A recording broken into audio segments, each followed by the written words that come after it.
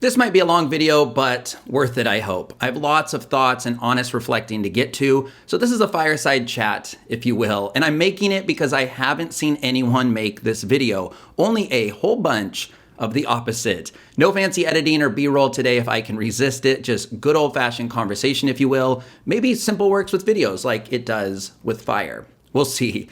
Anyways, let me take you back to January 1st, 2018. When I woke up that New Year's Day, my financial life wasn't good. Not in total shambles, but it was pretty bad. I was the not proud owner of $85,000 in student loan debt and around $16,000 of credit card debt. I was making around $58,000 a year, which sounds maybe good and dandy, but I was living in the most fun and most expensive part of Seattle, which was Capitol Hill, and splitting a townhouse that rented for above what I could or should afford. I was barely getting by, and it was actually getting worse each paycheck. It was a series of small, not good decisions that gradually, then suddenly, put me there. But I woke up and said, enough is enough. I had to fix the situation once and for all. I set a one-word New Year's resolution, money, and the rest was history. I wrote a whole book about everything I did and learned that year, so I'll only cover the highlights here today, but needless to say, I was obsessed. I focused on the small things like reducing bills and cutting out the happy hours and unnecessary spending. I downgraded my car to a tiny little moped and I drove it no matter what. Rain or shine or up a steep hill in the pouring rain in the dark at just 10 miles an hour probably. I earned a promotion that year and actually also changed jobs in 2018, which increased my salary. And that was huge, no doubt about it. You can only reduce your spending so much, but increasing your income might be limitless. And none of this happened, by the way, to me or for me. I didn't do some things right and hope for the best. I made it all happen. I was resolved about it. No days off. I'm skipping ahead here for a moment, but the end result was that I got back to net worth zero by the end of 2019. And just 2 years later, here in 2021, there's actually a chance I reach a net worth of $200,000 by the end of the year. By the way, I share all my numbers with full transparency here on the channel. Also, my name is Frankie. Subscribe if you dig today's video in honesty and want to support me on this journey and learn along with me together. By the way, it just started pouring rain outside. I hope you can't hear it. Anyways, the most important thing I did that year was educate myself, because nobody else taught us this personal finance stuff growing up. I obsessed over finance podcasts and finance YouTube channels. I read a dozen personal finance books, maybe more, really coming down. And it was in 2018 while reading a book when I first heard about the FIRE movement. That book was Vicki Robbins' Your Money or Your Life. I actually don't know or remember if that book mentions the word FIRE movement directly, but it's widely known as the book that started the FIRE movement. I also read and loved The Simple Path to Wealth, The Millionaire Next Door, Rich Dad, Poor Dad, The 4-Hour Workweek, Meet the Frugal Woods in Financial Freedom, which I think technically came out early 2019. Let me know, by the way, if I just listed one of your favorite finance books or what your favorite finance book is in general. But even though these books essentially preached FIRE strategies, there was something still about the movement itself that was really off-putting to me. Like, I hated it off-putting. And as I started researching FIRE directly, just to peek under the hood a little bit so I could probably scoff at it, a couple of quick Google searches proved to me I wasn't the only one super put off by this movement. In fact, there are a lot of people out there that flat out hate the FIRE movement. Many of my friends are still very skeptical to this day about the movement for the same reasons that I was. So here's what I thought about it at the time and what many naysayers still think about it. First of all, I thought FIRE meant living an extreme frugal lifestyle where you don't own anything beyond needs. Think minimalism, but even more extreme. It's not, by the way. It's being intentional with spending. It's about mindfulness with your money, how you earn it, how you save it, how you invest it, and how you protect it. I thought people were chasing it because they simply hated their job and wanted a way out. Or I thought they were lazy and didn't want to contribute to society in general. Wrong again. Many people continue to work in retirement or pursue a passion with full-time effort. And the word lazy is an antonym for how I would actually describe most FIRE individuals. Many of them side hustle and put in dozens of hours a week beyond a 9 to 5, myself included. I also thought FIRE Sounded like a cult. I actually made a whole video about it, analyzing FIRE and comparing it to cults. So watch it next if you'd like, but spoiler, it's very much not a cult. Although I did find some interesting overlap, so okay, I get it. But there's no official sign up form or website. In fact, lots of people are FIRE without realizing it, like I was. I also thought FIRE people viewed saving money as their main hobby, that all they did day and night was figure out ways to optimize their finances, how to nickel and dime everything from comparing rates to never eating out, definitely no tipping if you do, bike to work, and of course, live off of rice and beans and pasta. I'm not dissing pasta, by the way. I love pasta. That'd be fine, but wrong and wrong. And although there are extreme FIRE people out there, they're the ones that typically get reported on. And I also hated it because it seemed out of reach. It sounded like a pipe dream that wasn't realistic for the average person, and I was very wrong on that. I truly believe that anybody can achieve FIRE, but again, it's the high income people in tech perhaps that save 90% and retire in 3 years that end up making it in the media rounds. There are so many average Joes and Jills out there that deserve to be heard. They achieved FIRE the boring way, the simple pathway. But nobody's gonna click on an article that says, I saved 35% of my income and retired early in 25 years. But I'm getting ahead of myself here a bit. Throughout 2018, I developed my money mindset, my financial philosophy, and my tactical personal finance strategies with everything I was learning. In a recent video about investing, I said I keep it old school, or that I'm an old soul, which is to say, I keep things simple. I keep saving and investing automatic. I max out all my tax advantage retirement accounts like my 401k, my Roth IRA, and my HSA, 2 years now and counting, with low fee total market or S&P 500 index funds from Fidelity, Schwab, or Vanguard. But the most important decision I made was trying to save half of my post-tax take-home pay in 2019. I got super close. I maxed out those 3 accounts I mentioned. I built up an emergency fund. I saved 90% of my side hustle income, and I made payments, of course, towards my debt, the student loans.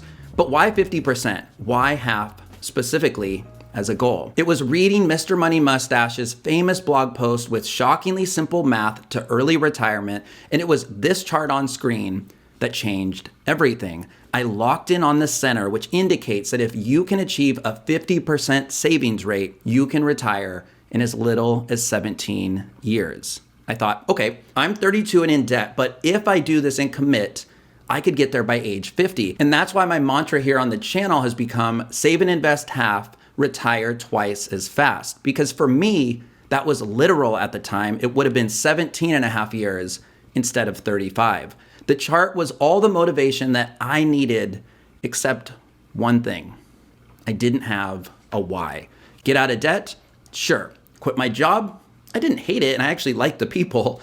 Travel the world? Well, I like traveling, but not as a goal to see everything. And I actually like the anticipation of a trip sometimes more than the trip itself, because of the stress during it and the expenses and the actual travel part. So let me know if you can relate to that. But I started to identify my why halfway through writing my first book, The Money Resolution. I thought, holy crap, people are gonna read this, and I genuinely know that it will help them. I realized even if it's just friends and family, it will make a difference. It will start conversations at home. People will probably reach out and ask me questions, and it might even reach and help a stranger or two. That would be crazy. And then I started this YouTube channel. And it was borderline awful for about a year as I bounced around from financial topic to topic with very little skills, and that's okay, start messy. But it really started to grow last year. And by the way, if a miracle happens, there's still a slim chance I can reach my goal of 10,000 subscribers by the end of the year. So help me get there if you could today. And that's not a million plus like the big channels, but 10,000 is a life-changing number as a creator. It's kind of like how I believe saving your first $10,000 is a life-changing achievement. But I now identify my why as freedom, time, and education. And I'm pretty sure that's self-explanatory. It's doing what I want, when I want, with whom I want to do it with eventually. It's pursuing a passion. And right now, that's this channel and actually writing my 3rd book that's coming soon. And I'll get to that in a bit. This isn't a book sales pitch, by the way. It just fits in well with today's topic and sort of what's on my mind. So that brings me to today, and I hate coming off as braggy ever, but I've miraculously accelerated my journey these last 4 years. Again, I'm approaching $200,000 net worth. That's nearly a $300,000 net worth improvement in 4 years starting from scratch. In fact, it's 100,000 in the last year alone, which I detailed in another video. Gradually, then suddenly is real, you guys, and it works on the positive end as well. So my new goal is to retire from traditional work by age 45, which is just 9 years from now. Things can change, and a lot has changed, like getting married this year and huge life news that's ahead I'm excited to share, but that's my big goal, 45. So that's the what, but it's my ability now to reach this small audience here to help people that has become a big part of my why. I want to someday work for myself and do this as often as I desire, not just early mornings, nights, and basically every weekend. So I gained the knowledge, I was clearly motivated, I experienced success, which gave me momentum. I developed a why, which has evolved and will, of course, continue to evolve. And again, you guys watching is a huge part of holding myself accountable, constantly learning new things to share, and showing up daily, because success is the sum of small efforts repeated day in and day out. This channel literally gets me out of bed most days. I shot out of bed an hour early when I thought of this topic for today to get started. Bouncing back a year, it was mid-2020 when I sort of claimed, I guess, that I joined the FIRE movement. But like I said, I was already FIRE, but in denial. That almost rhymed. Maybe I can make denial FIRE a new type. Okay, Seattle, on weather change mid-video. Anyways, in mid-2020, I put out this video, and this was my first video that took off organically. So in other words, it didn't get views strictly because it was a search-driven topic like credit cards or Costco hacks or pet insurance, and it changed everything for me in this channel. I doubled down and tripled down on FIRE content, and it helped me grow as a channel, but also as a writer and creator and honestly maybe a person. It's when I really dove in and once again felt obsessed with financial education, but this time specifically in the FIRE space. I found a dozen FIRE blogs in the financial independence subreddit. I read Playing with FIRE and more FIRE books. I subscribed to FIRE specific YouTube channels. It all fueled my personal FIRE and creativity around the topic. By the way, last year I found myself constantly thinking about and searching for how can I stand out in the FIRE space? What could be my unique spin on it all? And I eventually learned I should stand out by being myself. And by the way, if you take nothing else away from this video, let it be to stand out by being yourself. You and your story are enough. Don't try to be anyone else, because anywhere you go, there you are. And comparison is the cause of unhappiness. Plus, the world might need to hear your story if you're willing to share. I hope I have some inspirational music going because of this weather. So what have I learned about FIRE a few years into my FI journey and what's ahead? First, it's that FIRE is more doable and simple than most people think. It's action-based at first, but then it's mostly autopilot once you develop a plan and put it in motion, despite all the extreme articles that the media likes to write about and publish. And anyone can achieve it in any location on any income if they're committed. At its core, FIRE movement strategies and tactics come down to two simple things: being frugal, aka smart with your money, and investing early and often. That's it. Now, there are a dozen different kinds of FIRE types and countless ways to achieve financial independence, like building passive income or real estate, for example. But in its simplest terms, it's about increasing your savings rate and investing that savings wisely and early so you can experience the magic of compound interest gradually, then suddenly, in that positive direction. And of course, it's critical you develop a strong why of FI, as I've talked about. It's not about running from something, it's about running to something. It's about having the option to retire early. It's choice, it's freedom. It's about becoming a master of your time, and time is the most valuable, non-renewable resource we all have. And you need a strong moral why financial compass to get there. Oh, and it's tracking your progress to that goal. That part is also key. And if I can get real here for a moment, financial stability also gave me confidence back that debt sucked away from me. And maybe this is TMI, but it's true. It honestly helped me combat the anxiety monster and even panic attacks that grew inside, mostly from my financial struggles that I silently battled internally every day. But going through that is a perspective I take with me and take seriously now. Another thing I discovered, or rather rediscovered, that I didn't expect in this whole financial journey was creativity. The truth is, I used to distract myself with sports and video games and movies and bars and concerts and dating and friends, and I could go on. But by cutting a lot of that out, I freed up a lot of my time and saved a lot of money, by the way. And it also, of course, helps that I found the perfect life partner too. But again, it freed up time, and I used that time to be creative and take risks with that pent-up creativity that I always knew I had inside of me. Now I write and make videos, and I learned what it means when people say, if you find work you love, you'll never work another day in your life, even though I don't even do this full time. And actually today I heard the point of work is to live. Now, I want to leverage this newly found creativity to help other people avoid the financial mistakes I made, of course. I want to encourage people to have difficult conversations about personal finance and talk openly about money with their friends and loved ones. I don't want to push FIRE on anybody. The FIRE movement is not for everyone, but we can all certainly learn from it though. I want to encourage people to increase their savings rate and pursue financial independence, whether they desire early retirement or not. Ty Roberts wrote, "Not everyone should pursue an early retirement,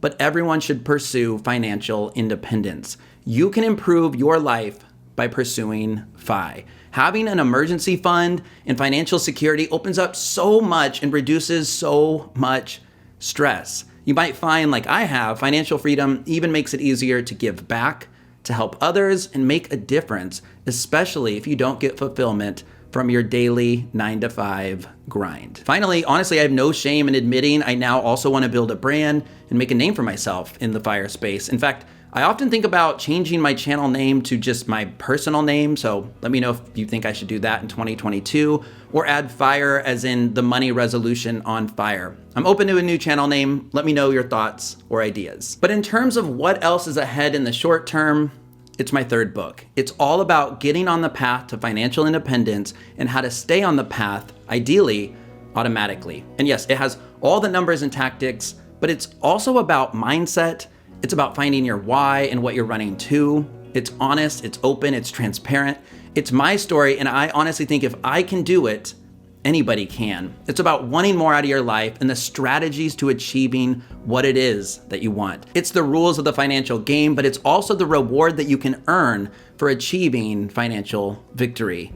It's tentatively titled Save Half, Retire Fast, and at its core, it's a positive, encouraging book so far. No fear tactics here, just good old-fashioned financial success, one day at a time. And ultimately, it's about enjoying the journey along the way, because that actually might be the best part. Speaking of parts, even though this book title isn't gonna say part 3 in a series, I do actually view it as part 3. My first book, The Money Resolution, was how to get out of debt and climb back to net worth zero, the financial basics. Money You Can Hack It was how to go from net worth 0 to 100,000, a 6-figure net worth. Creativity and fun meets personal finance. Save Half, Retire Early is how to grow from 6 figures to ideally 7. From 100,000 or wherever you're starting to 1 million. A nice round number that many people aim for retirement.